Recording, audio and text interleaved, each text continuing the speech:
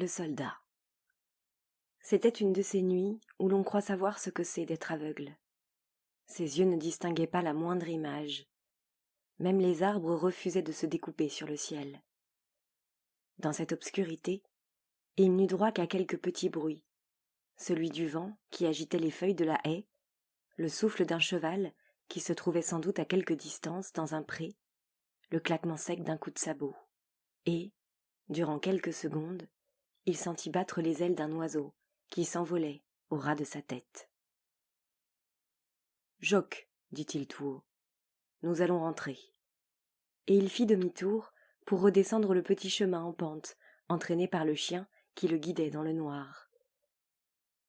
Il devait être minuit, ou presque minuit. Cela signifiait que demain n'était pas loin. Demain serait pire qu'aujourd'hui. Demain serait plus terrible que tout, puisque demain était en train de devenir aujourd'hui. Et aujourd'hui, c'était maintenant. Aujourd'hui n'avait déjà pas été très joli, principalement à cause de l'éclat de bois. Assez, se dit-il, inutile d'y penser, inutile de penser à des histoires pareilles. Pense plutôt à autre chose. Une idée dangereuse, on peut la chasser, en la remplaçant par une autre. Pense à autre chose.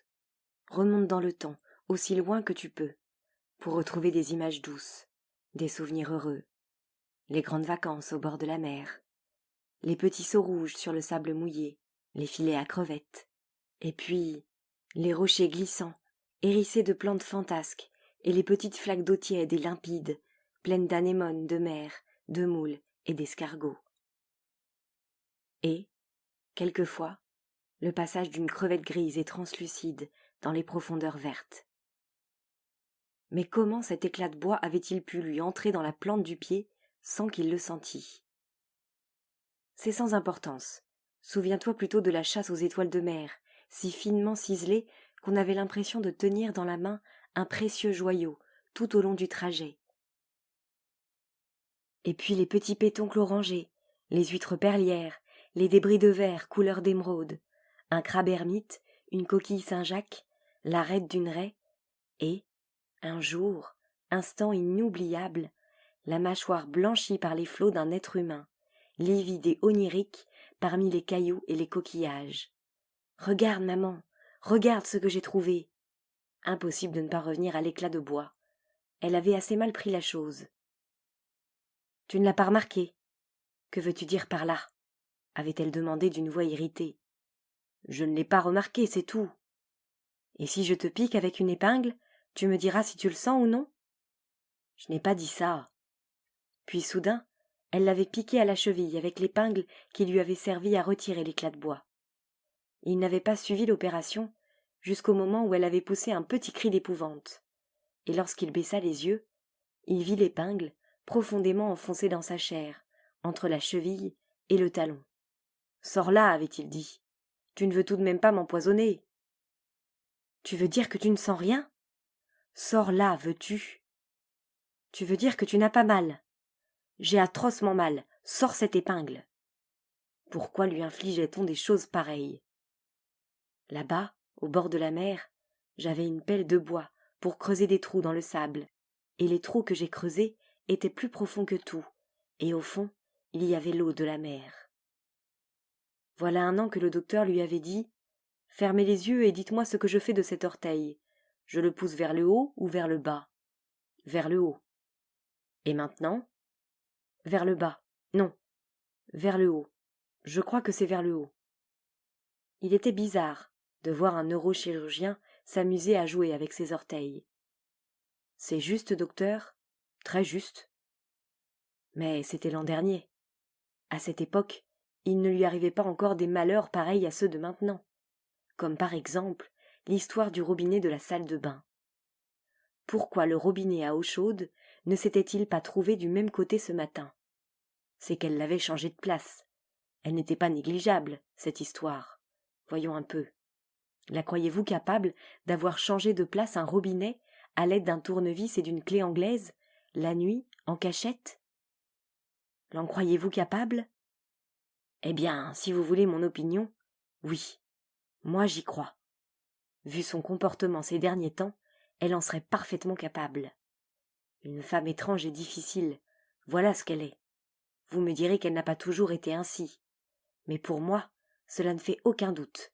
Elle devient de plus en plus étrange, de plus en plus difficile. Surtout la nuit. Oui, la nuit. C'était le moment le plus terrible, la nuit. Pourquoi, lorsqu'il étendait la main, la nuit, dans son lit, ses doigts demeuraient-ils insensibles à ce qu'il touchait? C'est ainsi qu'il avait renversé la lampe de chevet. Elle s'était réveillée brusquement, tandis qu'il cherchait la lampe sur le plancher, dans le noir. « Que fais-tu » ? J'ai renversé la lampe. Je te demande pardon. Seigneur, avait-elle dit. Hier c'était le verre d'eau, mais qu'est-ce que tu as ? Une fois, le médecin lui avait chatouillé le revers de la main avec une plume, et il n'avait rien senti du tout. Puis, il l'avait égratigné avec une épingle, et cela il l'avait bien senti. Fermez les yeux. Non, ne regardez pas. Fermez-les bien, et maintenant dites-moi si c'est chaud ou froid. Chaud. Et maintenant, froid. Et maintenant, froid. Ou plutôt chaud, oui. C'est chaud, n'est-ce pas ? Très bien, avait dit le docteur. Vous ne vous êtes pas trompé. Mais c'était l'année dernière. Pourquoi ne trouvait-il jamais les baguettes du mur lorsqu'il les cherchait des mains dans le noir ? N'y pense pas, se dit-il encore. N'y pense pas, c'est la seule chose à faire. Et les murs de la salle de séjour ? Pourquoi changeait-il constamment de couleur ? Vert, bleu-vert, bleu tout court. Et quelquefois il se faisait un peu brumeux, un peu flottant, comme vu à travers une buée de chaleur. Les petites questions tombaient, une à une, comme les tickets d'une bascule automatique. Quel était ce visage, entrevu par la fenêtre, à l'heure du dîner ? Ce visage et ses yeux. « Qu'est-ce que tu regardes comme ça ?»« Rien, avait-il répondu. Mais il vaudrait mieux tirer les rideaux. »« Robert, qu'est-ce que tu regardes par là ?»« Rien. Il serait préférable de tirer les rideaux. Qu'en penses-tu » Cela faisait longtemps qu'il avait dépassé l'endroit où il avait entendu ruer le cheval. Et voilà qu'il l'entendait de nouveau. Le souffle, le bruit du sabot, et puis l'herbe qui lui croquait sous les dents. Cela ressemblait au bruit qu'on fait en mâchant goulûment du céleri. « Salut, vieux cheval !» dit-il tout haut dans le noir. « Salut, vieux cheval, là-bas !» Et soudain, il entendit des pas derrière lui. Des pas longs et mesurés. Il s'arrêta, les pas s'arrêtèrent aussi. Il se retourna pour scruter l'obscurité. « Bonsoir, » dit-il. « C'est encore vous ?» Dans le silence qui suivit, il put entendre le bruit du vent dans la haie. « Allons-nous dans le même sens ?»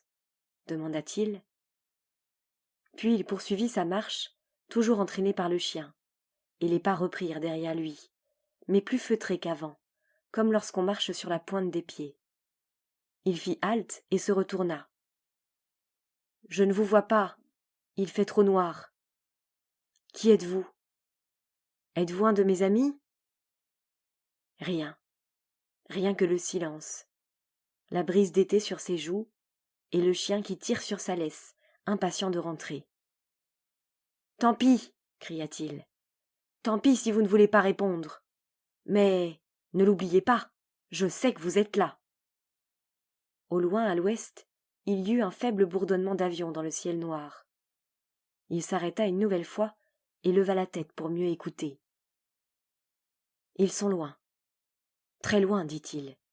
Ils ne viendront pas jusqu'ici. » Mais pourquoi, à chaque fois que l'un d'eux survolait leur maison, tout semblait s'arrêter en lui ? Incapable de parler ou d'agir, il restait là, comme paralysé, en attendant le sifflement de la bombe. Ce soir, par exemple, après le dîner, « Qu'est-ce qui te fait plonger comme ça ?» avait-elle demandé aussitôt. « Plonger ? Oui. Pourquoi viens-tu te plonger ? Qu'est-ce que tu as laissé tomber ? » Plonger ? avait-il répété. Je ne vois pas ce que tu veux dire. Tu ne vois pas ? On le dirait, avait-elle répondu, en le regardant fixement, durement, de ses yeux bleu-blanc aux paupières tombantes. La chute de ses paupières quand elle lui manifestait son mépris. C'était pour lui ce qu'il y avait de plus beau, ses yeux mi-clos aux lourdes paupières et qui se fermaient de plus en plus à mesure que grandissait son mépris pour lui. Hier au petit matin, dans son lit, lorsque les premiers coups de feu venaient de retentir au loin, dans la vallée, il avait étendu la main gauche et il avait touché son corps pour se rassurer un peu. « Que diable fais-tu là ?»« Rien. Tu m'as réveillé.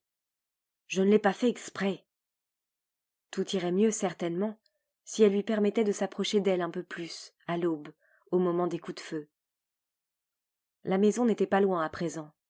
Au dernier tournant du sentier, il put voir la fenêtre éclairée de la salle de séjour que les rideaux vouaient aux roses. Il pressa le pas, atteignit la porte du jardin, la franchit, monta jusqu'à l'entrée, toujours entraîné par le chien. Sur le seuil, il s'arrêta pour chercher des doigts le bouton de la porte.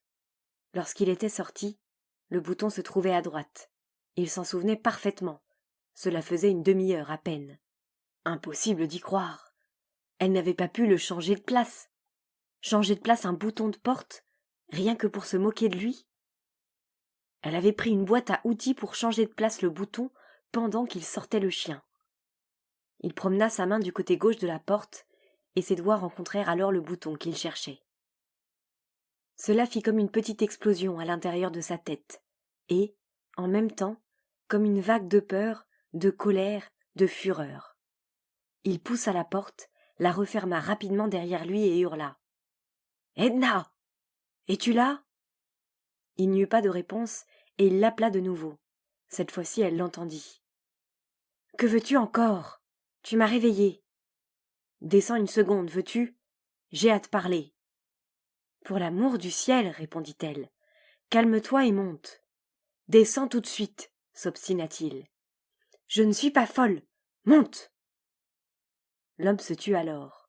Dans l'obscurité, il leva les yeux sur les marches qui menaient au second étage. Il put voir briller la courbure de la rampe qui se perdait dans le noir du palier. Et sur le palier, en face, se trouvait la porte de la chambre à coucher. Et là aussi, il ferait noir. « Edna !» cria-t-il. « Edna ! Va au diable !» Il monta lentement les marches, la main sur la rampe. Arrivé en haut, il fit un pas de trop. Mais il s'y était un peu attendu, et cela ne fit aucun bruit. Il s'arrêta un instant et tendit l'oreille.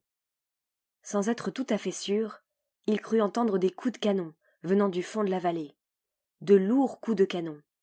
Et puis, plus loin encore, un autre bruit qui lui rappelait des coups de mortier. Il traversa le palier, puis franchit la porte ouverte, facile à trouver dans le noir. Il ne la connaissait que trop. Puis, ce fut le gros tapis gris pâle de la chambre à coucher. Même dans l'obscurité, il se souvenait de la couleur. Au milieu de la pièce, il s'arrêta et attendit. Elle s'était rendormie. Sa respiration était bruyante, coupée de petits sifflements. La fenêtre ouverte battait doucement des rideaux, et le réveil matin tic-taquait imperturbablement. Maintenant que ses yeux commençaient à s'habituer à l'obscurité, il pouvait voir où finissait le lit. Il discernait les plis de la couverture et la bosse que formaient ses pieds sous les draps.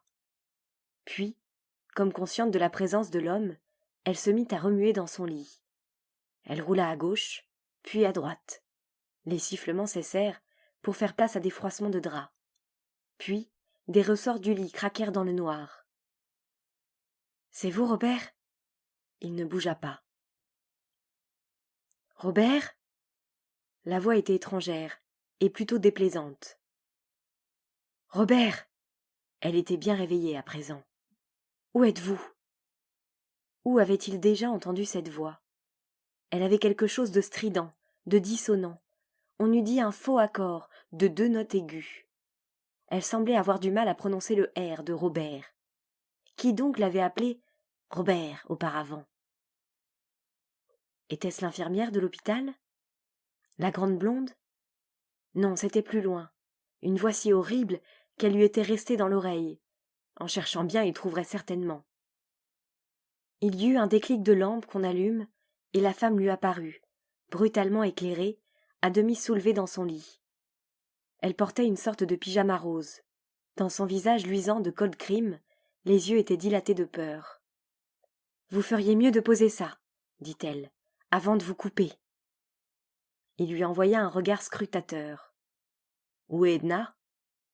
À demi haussé sur ses coudes, la femme ne le quittait pas des yeux. Il se tenait debout au pied du lit, colosse immobile, dressé sur ses talons joints, figé dans son lourd vêtement de laine marron foncé. « Vite !» ordonna-t-elle. « Posez ça. »« Où est Edna ?»« Qu'avez-vous, Robert ?»« Rien.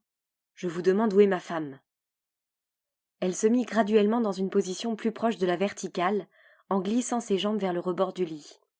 « Eh bien, fit-elle au bout d'un moment, d'une voix changée. Son regard, bleu-blanc, devint secret et malicieux.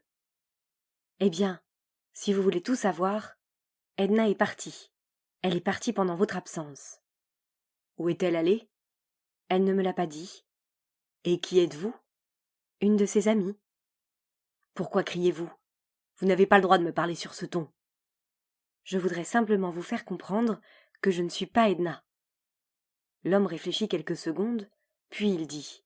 « Comment savez-vous mon nom ?»« Edna me l'a dit. » Il se tut de nouveau pour l'examiner de plus près. Il paraissait toujours confus, mais beaucoup plus calme, et même un peu amusé. « Je trouve Edna plus jolie que vous. » Dans le silence qui suivit, tous deux demeurèrent immobiles. La femme était crispée, elle se tenait assise, les bras légèrement pliés, les deux paumes appuyées au matelas. « J'aime Edna. Vous a-t-elle jamais dit que je l'aimais ?» La femme ne répondit pas. « C'est une garce, je le sais bien. Mais c'est drôle, je l'aime quand même. » Elle ne regardait pas son visage pendant qu'il parlait. Elle avait les yeux fixés sur sa main droite. Une petite garce, cruelle, capable de n'importe quoi. Voilà ce qu'elle est, Edna. Ils se turent. L'homme immobile, debout, la femme immobile, dans son lit. Le silence fut tel qu'ils purent entendre par la fenêtre ouverte le grondement d'un torrent franchissant un lointain barrage de la vallée. Puis, l'homme fit d'une voix calme et indifférente. « C'est vrai, il faut croire qu'elle ne m'aime plus. » La femme s'approcha un peu plus du rebord du lit. « Posez ce couteau, dit-elle. Vous allez vous couper. »« Ne criez pas, s'il vous plaît. Ne pouvez-vous pas parler doucement ?» Et soudain, il se pencha en avant pour examiner le visage de la femme. Il leva les sourcils. « C'est bizarre, fit-il. C'est vraiment bizarre. » Il fit un pas en avant. Ses genoux touchèrent le sommier. « On dirait que vous ressemblez un peu à Edna. »« Edna est partie, je vous l'ai dit. » Il continua de la dévisager. La femme se tenait toujours immobile, les mains écartées sur le matelas. « Eh bien, dit-il, ça m'étonne. »« Edna est partie, je vous le répète. Je suis une de ses amies. Mon nom est Marie. »« Ma femme, dit-il, ma femme a un drôle de petit grain de beauté noir derrière l'oreille gauche. Vous n'auriez pas le même, par hasard ? Certainement pas. Tournez un peu la tête pour voir. Je vous ai dit que non. Faites voir quand même, je voudrais en être sûr. » Et il contourna lentement le lit. « Restez où vous êtes, dit-il. Ne bougez pas, s'il vous plaît. » Et il vint plus près, lentement, les yeux posés sur elle, un sourire au coin des lèvres. La femme attendit qu'il fût à sa portée, et puis, d'une main droite rapide, si rapide qu'il ne la vit même pas venir, elle le frappa durement au visage.